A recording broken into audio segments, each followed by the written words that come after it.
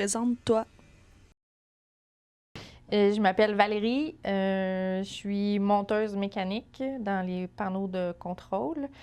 Puis ça fait 4 ans et demi que je travaille pour Adria. Salut, moi c'est Léa Vachon-Canel, je suis monteuse mécanique et je travaille chez Adria depuis bientôt 1 an. Je m'appelle Eliane, je suis chez Adria depuis une semaine et demie. Je suis en stage pour mon cours de DEP en soudage-montage de la SOR. Salut, moi c'est Noémie.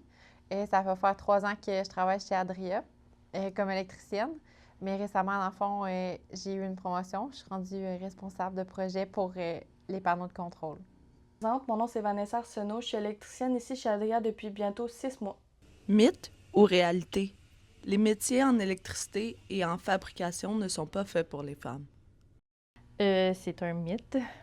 Moi, je trouve que les femmes y ont autant leur place dans ces métiers-là. Puis je suis fière de travailler dans un métier non traditionnel, on va dire, là.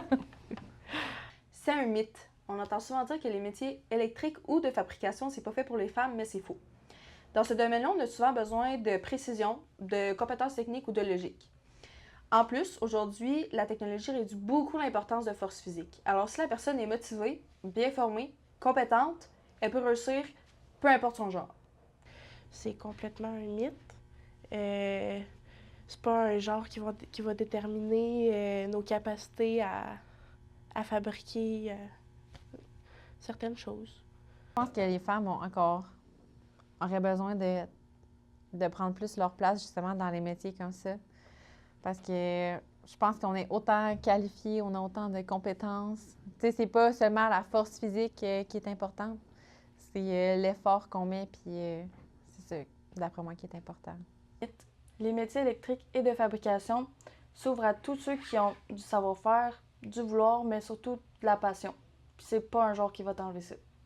Raconte un moment, Adria. Toutes les activités d'Adria, c'est vraiment le fun. On a vraiment des beaux souvenirs après. Les parties de Noël, on a toujours des fous rires qu'on se rappelle même 3 ans après des situations qu'il y a eu. Là. C'est vraiment drôle. Un des moments les plus marquants chez Adria, pour moi, c'était quand on avait un deadline vraiment serré. Puis il y a plusieurs personnes qui sont venues nous aider pour qu'on puisse livrer à temps. Puis ça m'a vraiment montré à quel point Adria avait un bel esprit d'équipe. Ben, le premier jour, lundi dernier, quand je suis rentrée, tout le monde était super sympathique. C'est une ambiance comme une famille, comme si tout le monde serait amis à tous les jours. Pour vrai, c'est une ambiance vraiment chaleureuse. Tout le monde est le fun. Ben moi, je pense que toutes les activités Adria, c'est tout le temps le fun. Les parties de Noël, les quilles, moi, c'est mes activités préférées. Ouais. J'ai commencé à travailler chez Adria, j'ai vraiment tombé en amour avec mon travail. Pas seulement à cause de mon métier, mais aussi à cause des belles valeurs qu'Adria véhicule.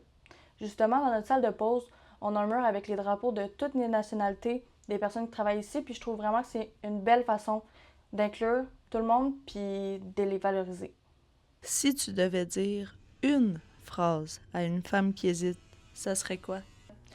C'est hésite pas, puis fonce, parce que je pense que les métiers non traditionnels, c'est les plus beaux. Pour vrai, j'en ai fait 2, puis je suis vraiment fière des faire, puis c'est le fun.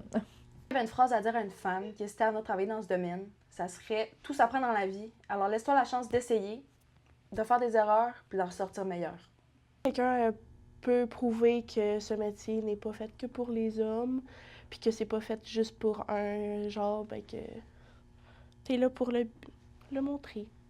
Je dirais de foncer puis de pas écouter les personnes qui essayent de te rabaisser parce qu'il y a tout le temps quelqu'un qui va te faire douter. Mais moi, je dis de juste pas écouter ces gens-là.